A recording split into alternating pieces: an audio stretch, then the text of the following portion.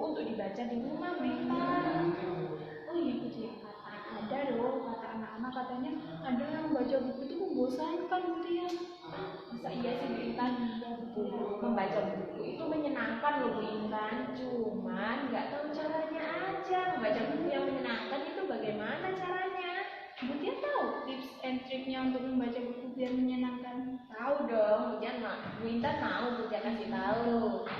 Ayo anak-anak dengarkan Bu Tia dulu. Nah, saya kasih tahu ya tips dan trik agar membaca buku itu menyenangkan.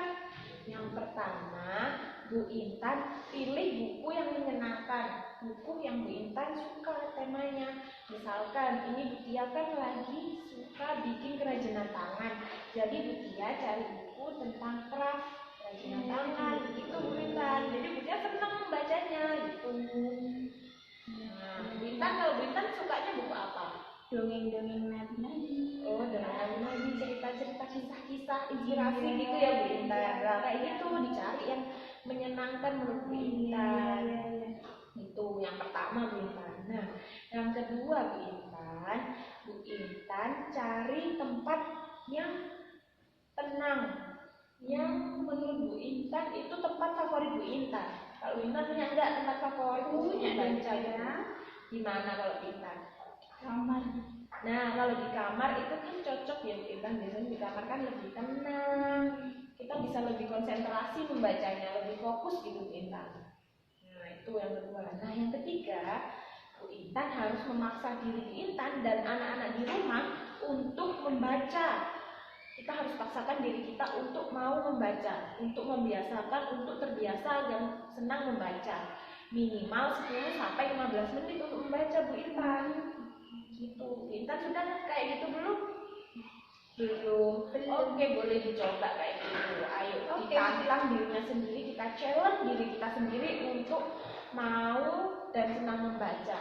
10 sampai 15 menit itu sebentar loh anak-anak Bu Intan. Iya sih, sebentar sih Bu. Nah, itu 15 menit.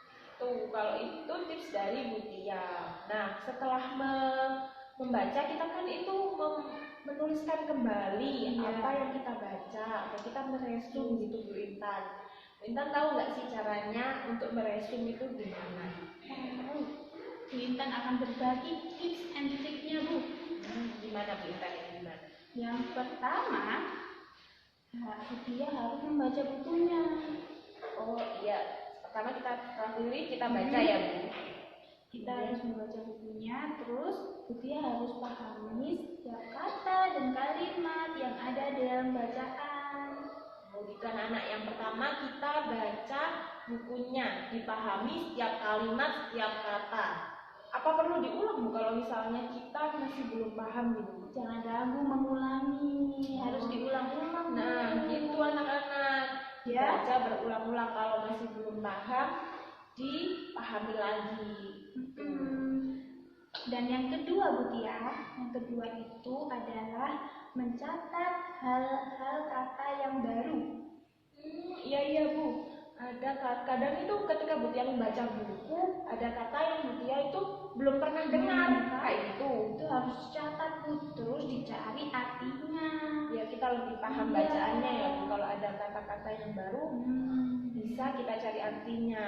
Nah, itu anak-anak, kalau ada kata-kata yang baru, cari artinya. Kalian bisa mencari di internet, menanyakan kepada ibu guru atau orang tua kalian, atau mencari di kamus.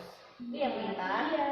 Artinya apa lagi Bu Intan? Yang terakhir itu adalah menulis inti dari bacaan dengan bahasa Bu Tia sendiri atau bahasa kalian sendiri anak-anak. Oh, ditulis lagi dengan bahasa kita sendiri ya Bu. Jadi bukan menyalin dari bukunya ya Bu. Kita harus menceritakan apa yang kita dapat dari bacaan tersebut Bu. Setelah dibaca kan kita tahu infonya, kita ringkas, kita tulis infonya apa saja itu ya Bu ya. Oh gitu. Kalau membuat resuman itu isinya apa aja sih Bu? Kalau membuat resuman itu yang pertama yang harus ditulis adalah penulisnya siapa. Judul bukunya Bu? Oh iya, judul bukunya Bu. Yang pertama judul bukunya ya Bu. Ya, terus yang kedua penulisnya. Setelah judul, penulisnya anak-anak, kemudian penerbitnya. Penerbitnya, ya penerbitnya Bu. Yang terakhir terakhir adalah tahun penerbit. Tahun penerbitnya.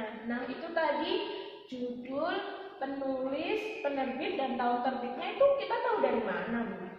Biasanya identitas buku itu terdapat di halaman 2 setelah cover.